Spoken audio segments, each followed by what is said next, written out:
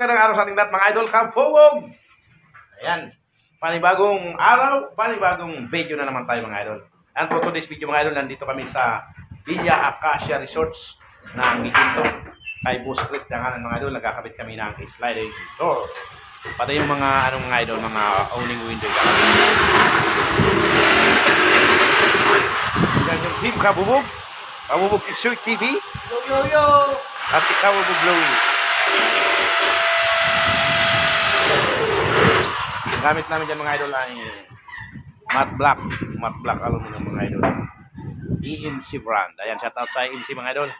EMC aluminum glass supply. Ng Santa Rosa, Manila, Bulacan. One eternity later. Ayan ang Kabubog.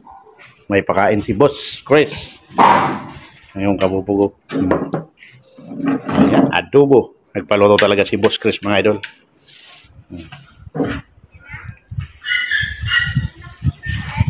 Raw.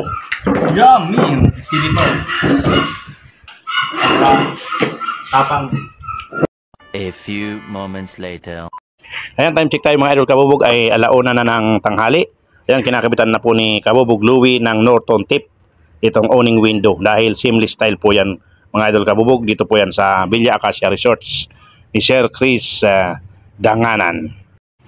At ngayon mga idol Kabubog ay nagsisilant na si Kabubog Tisoy. Ayan, nailagay na po namin yung mga salamin gamit ang Norton tip. At ngayon po, idodouble sealant po ni Kabubog Tisoy TV para mas matibay po mga idol. Ayan po ang ginagawa ng Team Kabubog. Nandito po kami sa 3rd floor.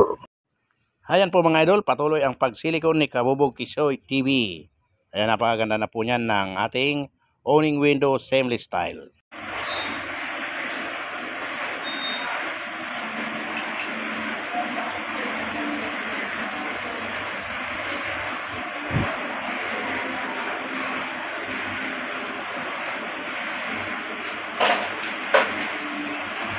At ngayon po mga idol ay pagtutulong-tulungan na namin pong ikabit.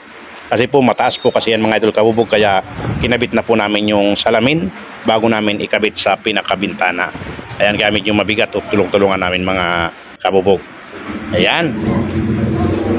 Kailangan muna butasan ni Kabubog Tisoy TV ng pagtutornilyoan para kapag naiangat namin ay diretso na po ang pagtornilyo. Ayan mga idol Kabubog, ganun po ang naisip naming paraan kasi wala na pong scaffold. Yan, nandito po kami sa 3rd floor mga idol Kabubog, dito po kami sa loob. Ganun na po ang ginagawa namin, kinakabit na muna po namin yung salamin bago po namin i-install ang pinaka-frame sa pinakabintana. At ayan na nga po, pinubutasan po ni Kabubog Tisoy TV. Yan, pagtutulong-tulungan namin tatlo mga idol Kabubog kasi medyo mabigat. Ayan, ganun po ang ginagawa namin. Ayan po mga idol Kabubog. Ayan, shout out po tayo sa mga natin, viewer, subscriber natin sa YouTube. Ayan, maraming salamat po. Lalong lalo na po dun po sa mga hindi po nag-skip ng ads sa ating mga OFW po. Kay Ma'am Marieta, Sir Jomel, kay Ma'am Maria Lourdes, Sir Odi. Ayan, sa mga iba pong supporter namin, mga OFW. Lalong lalo na po dun sa mga nagpapagawa po sa akin. Ayan, mag-iingat po kayo palagi. Ayan, kay Sir Rosie Willie Di Diyos po pala mga idol Kabubog. Ayan, shout out po sa inyo. Sa mga nagpapa-shout out po sa akin mga idol, shout out po sa inyong lahat. Ayan, di ko na po maisa-isa dahil nga po madami po. Di ko po di ko po dala yung mga linista ko na po yun na i-shout out, pero di ko po nadala. Ayan, mag-iingat po kayo palagi. Ayan na po mga idol mga Kabubog. Ayan, binubutasan ni Kabubog Tisoy TV. Ayan, para po pagsalpak na po namin sa pinaka-butas, diretso po tornilyo kasi mataas po to, nasa 3rd floor at wala na nga pong scaffold kasi patapos na po itong paggawa nito. At ayan na nga mga idol Kabubog, kung nakita nyo, ayan na isalpak na po namin. Ayan, saktong-sakto po yan mga idol. At ngayon, kailangan nang i-screw. I-screw natin sa pinaka-wall. Ayan, sa pinaka-simento mga idol Kabubog. Kailangan lang madami ang screw. Ang gamit po naman namin dyan na screw ay wood screw 12x3. Brown din po mga idol Kabubog kasi brown ang aluminum natin. Ayan po ang ginagawa namin mga idol Kabubog. Ayan, babarina ni Kabubog Tisoy TV.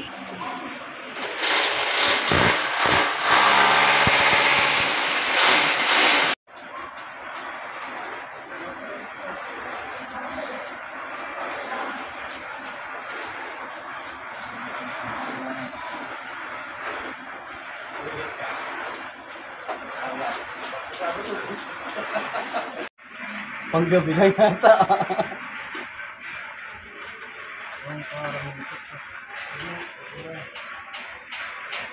Pagawid yan, patagili.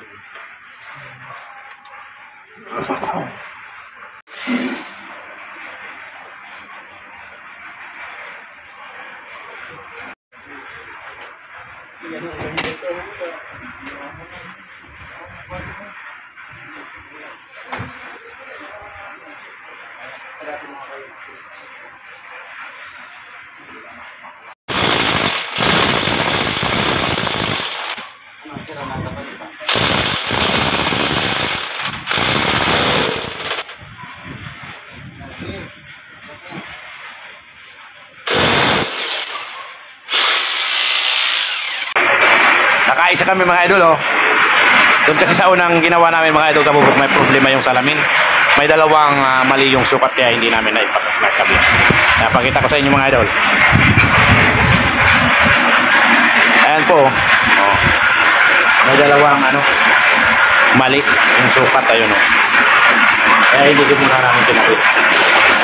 Pero yung isa mga idol, kinakabit na namin. Kabubog, oh. Seamless style yan mga idol. Actually, kinabit namin yung salamin nasa baba.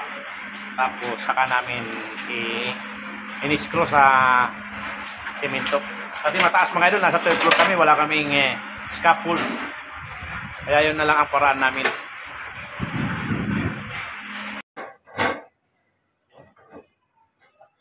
Ito pala eh.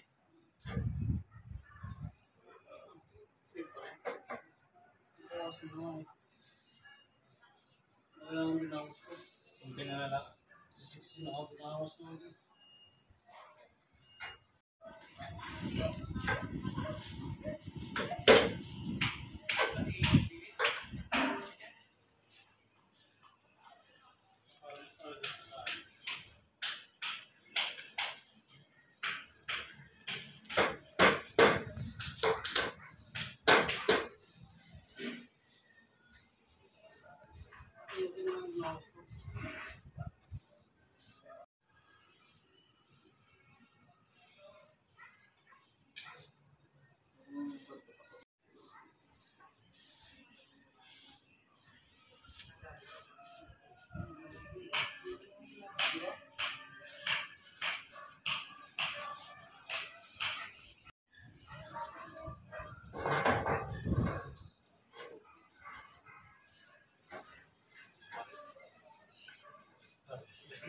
Mga idol kabubog, time check tayo mga idol. Ay alas 5 na mga idol.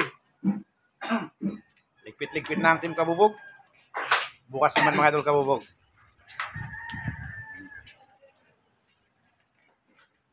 Ayan yung ginawa namin. Hindi namin na ikawit mga idol. Pero dito, yung side sliding door, nagawa namin yung fix. Tapos ito. Ay mga idol, hanggang dito na lang. Ayan, maraming salamat. See you on my next video. Bye-bye.